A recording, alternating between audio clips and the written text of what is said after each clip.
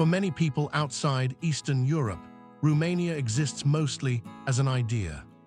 A place associated with vampire legends, communist history, or vague images from a part of Europe they rarely think about. Yet the reality is something far more complicated. On a summer morning in Transylvania, church bells echo across medieval streets that have remained largely unchanged for centuries. A few hours away, glass office towers rise above Bucharest, home to one of Europe's fastest-growing technology sectors. Beyond the cities, horse-drawn carts still travel through villages where traditional farming methods survive alongside satellite internet and modern smartphones. Few countries contain such striking contrasts. Romania sits at the crossroads of empires, religions, languages, and political systems. For centuries, it has been shaped by forces larger than itself. Kingdoms expanded across its borders. Dictators attempted to control its future. Foreign powers competed for influence over its land. And through all of it, Romania developed a character that is uniquely its own. Today, it remains one of Europe's most misunderstood nations, not because information is unavailable, but because the country's story rarely fits neatly into the stereotypes often attached to Eastern Europe. To understand Romania, you have to travel beyond the headlines, beyond the legends, and beyond the assumptions.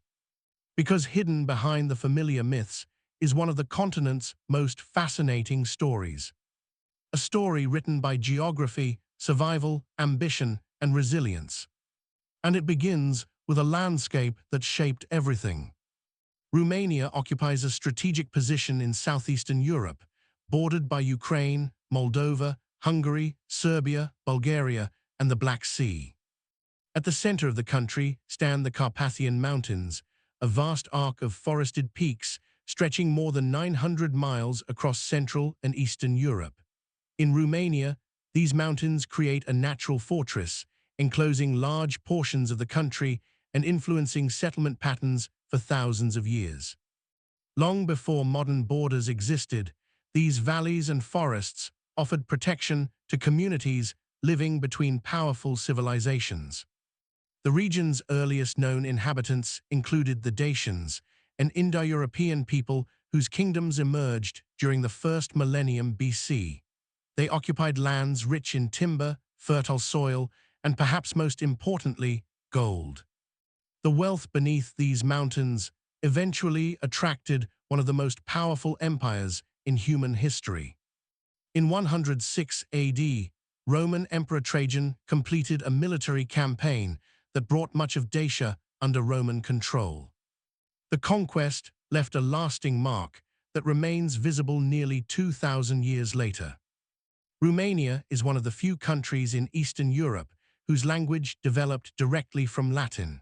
While surrounded largely by Slavic-speaking neighbors, Romanian evolved from the language introduced by Roman settlers, soldiers, and administrators. Even today, visitors familiar with Italian, Spanish, Portuguese, or French often recognize surprising similarities in everyday Romanian vocabulary.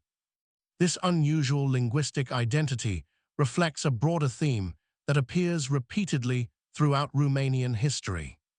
The country has often found itself between worlds, between East and West, between empires, between cultures, between competing visions of Europe. As Roman authority faded, successive waves of migration transformed the region. Goths, Huns, Slavs, Avars, Bulgars, and many others passed through or settled across these territories. Political control shifted repeatedly. Borders changed. Kingdoms rose and disappeared. Yet local populations adapted, absorbed influences, and preserved elements of their identity through centuries of uncertainty. By the Middle Ages, several principalities emerged that would play central roles in Romania's future. Wallachia to the south, Moldavia to the east, and Transylvania, surrounded by the Carpathian Mountains, in the center. Of these regions, none would become more internationally famous than Transylvania. Ironically, much of that fame has little to do with its actual history. For millions around the world, the word Transylvania immediately evokes images of Dracula, vampires, and Gothic castles. The association originates largely from Bram Stoker's 1897 novel Dracula, which introduced generations of readers to a fictionalized version of the region. Tourism campaigns, films, and popular culture later amplified the connection. Yet the real Transylvania tells a very different story. Its history is one of cultural diversity rather than supernatural folklore. Over centuries, Romanians, Hungarians, Germans, Roma communities, and others shared these lands, creating a rich mosaic of traditions, languages, and architecture. Medieval towns such as Brașov, Sibiu, and Sibiu still display influences from Saxon settlers invited to the region during the 12th century. Fortified churches dot the countryside. Stone towers overlook narrow streets. Market squares preserve layouts established hundreds of years ago.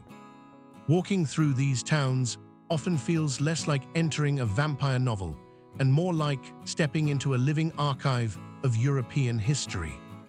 Yet while Transylvania attracts much of the world's attention, it represents only one chapter of Romania's story. Beyond the mountains, larger forces were reshaping the region. The Ottoman Empire expanded steadily into southeastern Europe. The Habsburgs pushed influence from the west. The Russian Empire advanced from the east.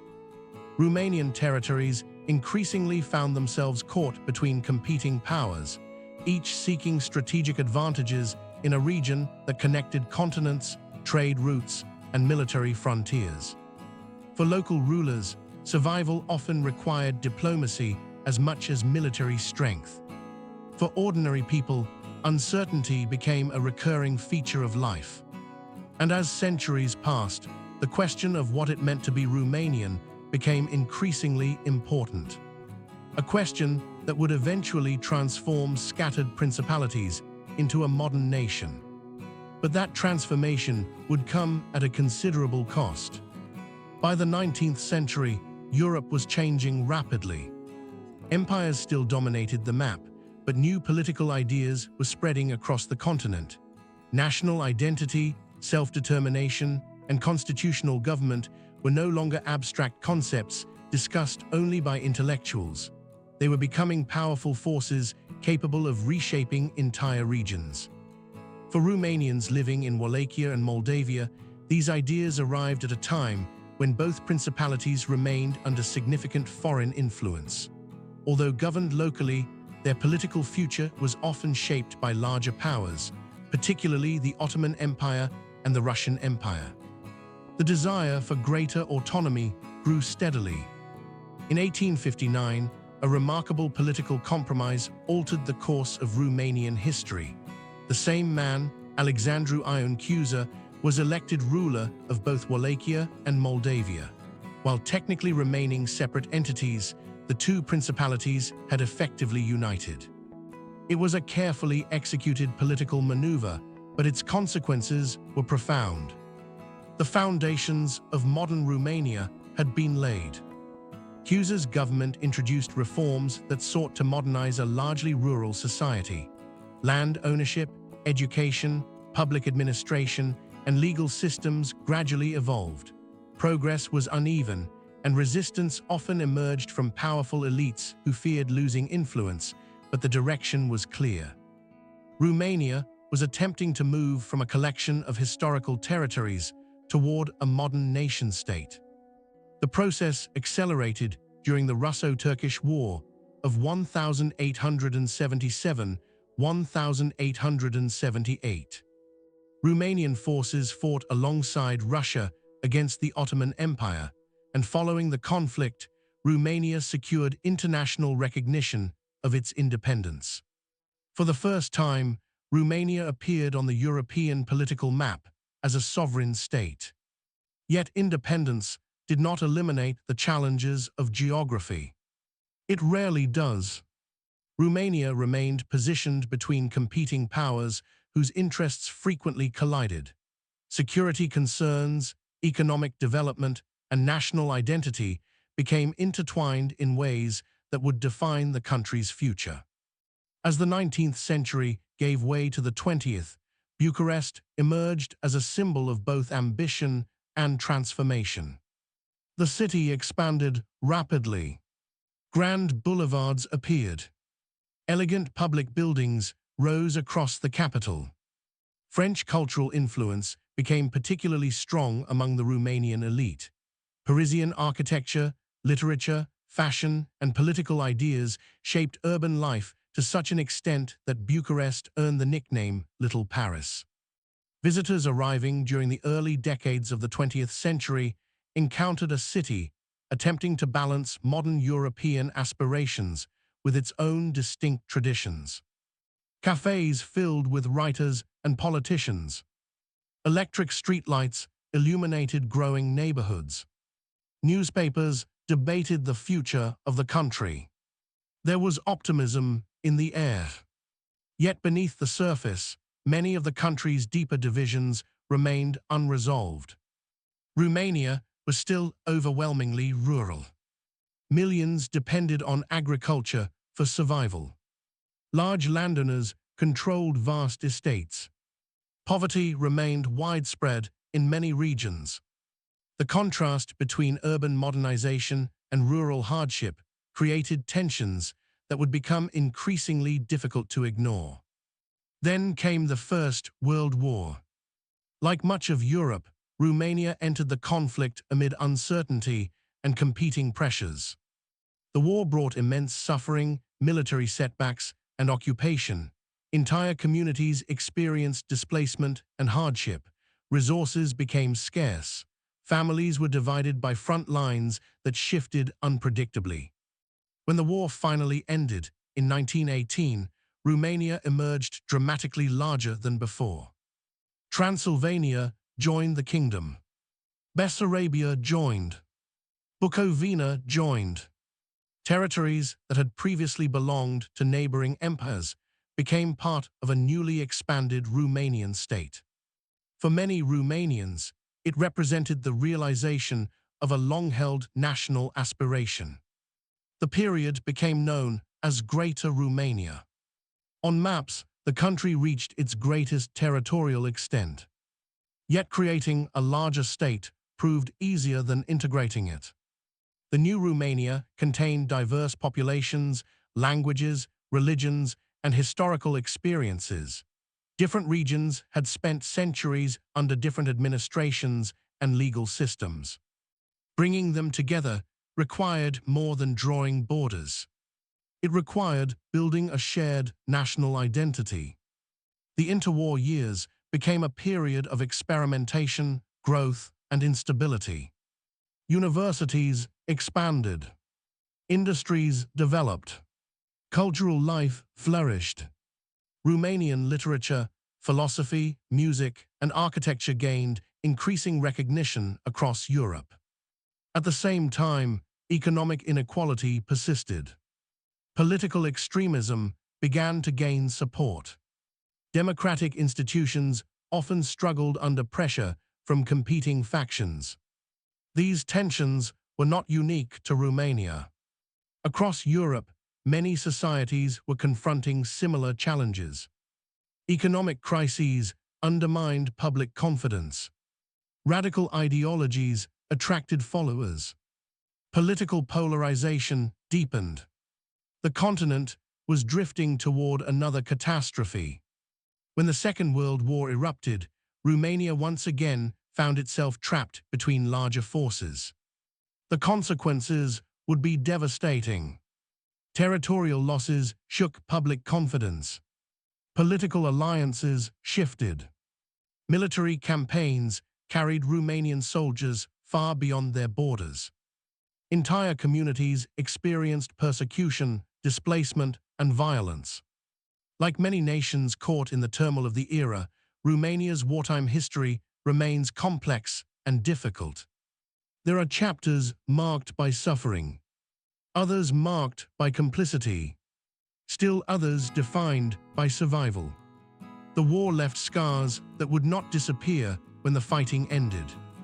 In 1945, a different struggle began. The armies were gone, but freedom did not immediately return. Instead, Romania entered one of the most consequential periods in its modern history, a period that would transform nearly every aspect of daily life. And for millions of Romanians, the effects would be felt for generations. When the Second World War ended, much of Europe faced the immense task of rebuilding. Cities lay in ruins. Economies had collapsed. Political systems were being reshaped. In Romania, reconstruction unfolded under circumstances that would fundamentally alter the country's future.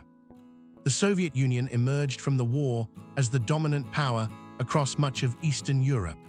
Romania, situated within Moscow's sphere of influence, gradually experienced a political transformation that unfolded over several years, but ultimately left little room for alternative outcomes. By 1947, King Michael I had been forced to abdicate. The monarchy was abolished. The Romanian People's Republic was established. A new era had begun. For some, the communist government promised modernization, industrial development, and social mobility. For others, it marked the beginning of political repression, surveillance, and the loss of personal freedoms. Both realities existed simultaneously. The country changed at extraordinary speed. Factories appeared in regions that had once relied almost entirely on agriculture. Heavy industry expanded. Rail networks grew. Urban populations increased dramatically as workers migrated from villages into rapidly developing industrial centers. Entire neighborhoods were constructed to accommodate the growing workforce. Apartment blocks rose across cities from Bucharest to Cluj, from Iasi to Timisoara. For many rural families, the move represented opportunity. Stable employment, education, healthcare, access to modern infrastructure. Yet these gains came with significant costs. Private property was restricted. Political opposition was suppressed. Independent media disappeared. The state became deeply involved in nearly every aspect of public life. The secret police, known as the Securitate, developed one of the most extensive surveillance systems in Eastern Europe. Informants operated within workplaces, universities, and neighborhoods. Many people learned to measure their words carefully. Trust became complicated. Public conversations often differed from private ones. As decades passed, the country's leadership became increasingly concentrated in the hands of one man, Nicolae Ceausescu. When he assumed power in 1965, many observers initially viewed him as a relatively independent figure within the communist world. He occasionally challenged Soviet policies. Western governments welcomed signs of political autonomy. International relations improved. Romania appeared to be pursuing a somewhat distinct path compared to some of its neighbors. The optimism did not last. Over time, Ceausescu built an increasingly centralized system centered around personal authority and political control. A cult of personality emerged. Official media celebrated him relentlessly. Public displays of loyalty became common. Criticism carried significant risks. Meanwhile, the country's economic situation grew increasingly difficult. During the 1970s, Romania borrowed heavily from international lenders to finance industrial expansion and development projects. Initially, the strategy appeared successful. Factories expanded production. Infrastructure projects moved forward. Living standards improved in some areas. Then global economic conditions shifted. Oil crises disrupted markets. Debt obligations mounted. Export revenues struggled to keep pace. Facing growing financial pressure, Ceausescu made a decision that would affect everyday life across the country. Romania would aggressively repay its foreign debt. The policy achieved its financial objective, but the human cost was substantial. To generate export revenue, domestic consumption was restricted. Food shortages became increasingly common. Electricity was rationed. Heating was limited during harsh winters. Basic consumer goods often became difficult to obtain. People stood in long queues without knowing whether supplies would still be available when they reached the front. Refrigerators sat partially empty. Store shelves frequently reflected scarcity rather than abundance. Yet foreign visitors sometimes encountered carefully managed displays designed to project an image of prosperity. Two realities existed side by side. One visible, one experienced. The contrast became increasingly difficult to sustain. Perhaps nowhere symbolized this contradiction more dramatically than Bucharest itself. In the 1980s, large sections of the historic capital were demolished to make way for an ambitious urban redevelopment project. Entire neighborhoods disappeared. Churches were relocated or hidden behind new structures. Historic streets vanished beneath bulldozers. At the center of the project stood what is now known as the Palace of the Parliament. Massive in scale, it remains one of the largest administrative buildings ever constructed. Its immense halls and monumental architecture reflected the vision of a leadership determined to reshape the physical landscape according to political ideology. The project required enormous resources at a time when ordinary citizens faced growing shortages. For many Romanians, it became a visible reminder of the widening gap between official priorities and everyday realities. By the late 1980s, dissatisfaction was spreading. Economic hardship had become increasingly difficult to ignore. Information from outside the communist bloc was becoming harder to contain. Across Eastern Europe, political systems that had once appeared stable were beginning to crack. The pace of change accelerated with remarkable speed. In Poland, reforms gained momentum. In Hungary, barriers started to fall. In East Germany, crowds gathered in growing numbers. The Cold War order that had defined an entire generation was beginning to unravel. Romania would experience its own turning point in December 1989. What began as protests in the western city of Timișoara soon expanded into a nationwide uprising. Events moved rapidly. Demonstrations spread. Security forces struggled to contain growing unrest. The political system that had appeared permanent suddenly looked fragile. Then, after decades of absolute control, the regime collapsed.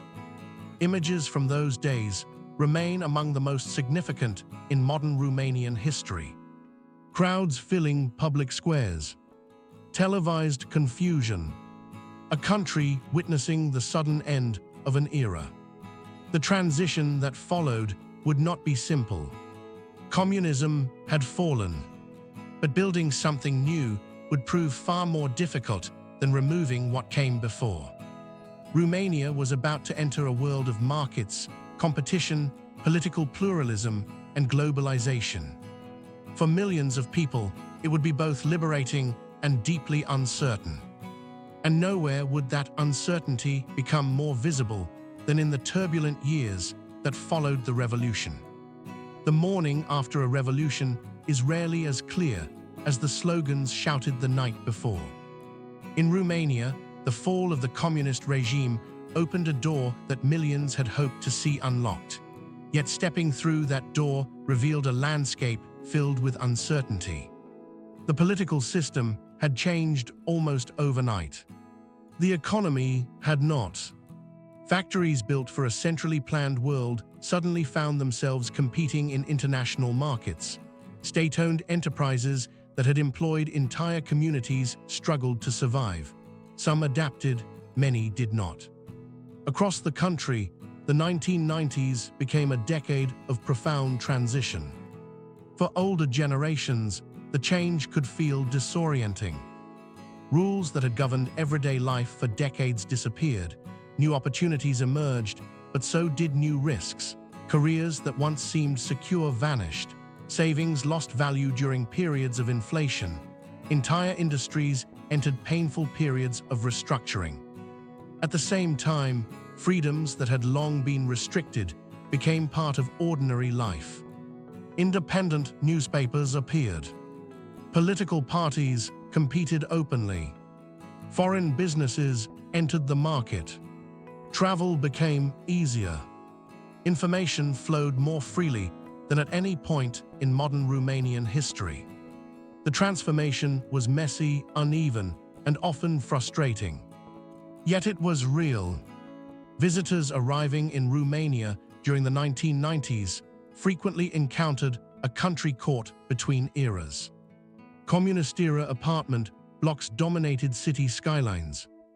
Horse-drawn carts remained common in rural regions.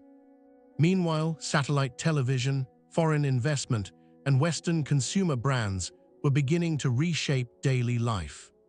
Old systems had not entirely disappeared. New systems had not fully arrived. Romania existed somewhere in between. That sense of living between different worlds remains one of the country's defining characteristics even today. As the new century approached, attention increasingly turned toward integration with the wider European community. For Romanian leaders, membership in Western institutions represented more than diplomatic success. It was seen as a pathway toward economic stability, political credibility, and long-term development. The process required extensive reforms. Legal systems had to be modernized. Public institutions faced scrutiny. Infrastructure needed investment. Anti-corruption efforts became a recurring political priority. Progress was often slower than many citizens hoped. Debates became heated. Political scandals periodically dominated headlines. Yet the overall direction remained consistent. Romania was moving westward. In 2004, the country joined NATO. 3 years later, in 2007, Romania became a member of the European Union. The significance of that moment extended far beyond formal treaties. For a country that had spent much of the 20th century navigating competing spheres of influence, EU membership represented a profound geopolitical shift. The economic effects gradually became visible. European investment expanded. Roads, airports, and public infrastructure received funding. Trade increased. New industries emerged. Romanian entrepreneurs gained access to larger markets. Universities expanded international partnerships. Cities began changing at a pace that surprised many visitors. Few places illustrate this transformation more clearly than Bucharest. The capital remains a city of contrasts. Elegant 19th-century buildings stand beside communist-era housing blocks. Glass office towers rise near Orthodox churches that have survived centuries of political change. Luxury shopping districts exist only minutes from neighborhoods still carrying visible traces of economic hardship. Rather than presenting a single identity, Bucharest often feels like multiple historical periods occupying the same space. The city's energy comes partly from those contradictions. Young professionals fill cafes housed inside restored historic buildings. Technology startups operate from neighborhoods once dominated by heavy industry. Artists, architects, and entrepreneurs continue redefining parts of the capital that previous generations experienced very differently. Yet Romania's story extends far beyond Bucharest. To understand the country fully, it is necessary to leave the capital behind. Driving north through Transylvania, the landscape begins to reveal another side of Romanian life. The roads wind through valleys surrounded by forested hills. Villages appear where traditional architecture remains largely intact. Church spires rise above clusters of brightly colored homes. In some communities, farming methods have changed remarkably little over generations. Not because modernization never arrived, but because certain traditions proved resilient. Romania contains some of Europe's largest surviving areas of traditional rural culture. This reality often surprises foreign visitors. In Western Europe, centuries of industrialization transformed many agricultural landscapes beyond recognition. Romania experienced modernization differently. As a result, aspects of rural life that disappeared elsewhere remain visible here.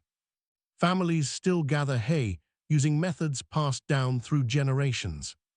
Seasonal festivals preserve local customs. Handcrafted textiles, woodworking, and folk music continue to play meaningful roles within many communities. These traditions are not museum exhibits. They remain part of living cultures. Of course, rural Romania is not frozen in time. Smartphones are everywhere. Young people follow global trends. Many families have relatives working abroad. The modern world reaches even the most remote villages. Yet the coexistence of old and new feels unusually visible. A horse cart may share the road with a luxury SUV. Ancient farming techniques may exist alongside high-speed internet connections. The contrast is real, but it rarely feels contradictory to those who live there. For many Romanians, adapting to multiple realities has become second nature. That adaptability would prove especially important as one of the largest demographic shifts in the country's modern history began to unfold. Because after joining the European Union, millions of Romanians made a decision that would reshape families, communities, and the national economy itself. They left, not necessarily forever, but in numbers large enough to transform the country. And their departure would reveal both the opportunities and challenges hidden within Romania's remarkable post-communist success story. The departure began gradually. A few families at first. A few workers seeking seasonal employment. A few students pursuing opportunities abroad. Then the numbers grew. By the early 21st century, Romania was experiencing one of the largest waves of migration in modern European history. Membership in the European Union made movement easier. Suddenly, opportunities that had once seemed distant became accessible. Construction jobs in Spain, agricultural work in Italy, healthcare positions in Germany, engineering, technology, education, transportation, hospitality. For millions of Romanians, the decision was not driven by a desire to abandon their country. It was driven by mathematics. Wages abroad were often several times higher than what could be earned at home. A few years of work overseas could finance a house, support elderly parents, pay for a child's education, or provide a level of financial security that remained difficult to achieve domestically. The economic logic was difficult to ignore. Entire communities felt the effects. In some villages, large numbers of working-age adults left, while grandparents helped raise children who remained behind. New homes appeared, financed by earnings from abroad. Local economies became increasingly connected to money earned hundreds or even thousands of miles away. Romania's diaspora eventually grew into one of the largest within the European Union. Today, millions of Romanian citizens live and work outside the country. Their labor has helped build infrastructure across Europe, support healthcare systems, expand businesses, and fill labor shortages in numerous industries. At the same time, remittances sent home have contributed billions of euros to the Romanian economy. The story is not simply one of departure. It is also one of connection. Many families maintain relationships that span multiple countries. Holidays bring temporary reunions. Video calls bridge distances that previous generations could scarcely imagine. Children grow up speaking multiple languages while maintaining ties to Romanian culture. Yet migration has also created challenges. Some regions struggle with population decline. Schools face shrinking enrollment. Employers encounter labor shortages. Entire towns have had to reconsider their future in response to demographic change. The consequences are visible across much of Eastern Europe, but Romania offers one of the clearest examples of how globalization can simultaneously create opportunity and strain.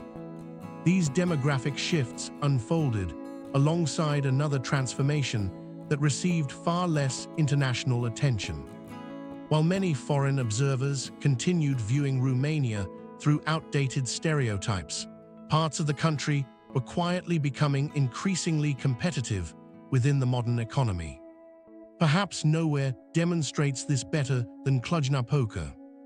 Located in the heart of Transylvania, Cluj has emerged as one of Central Europe's most dynamic technology and innovation centers. Universities attract students from across the region. Software companies employ thousands of highly skilled workers. International firms have established operations throughout the city. Modern office campuses stand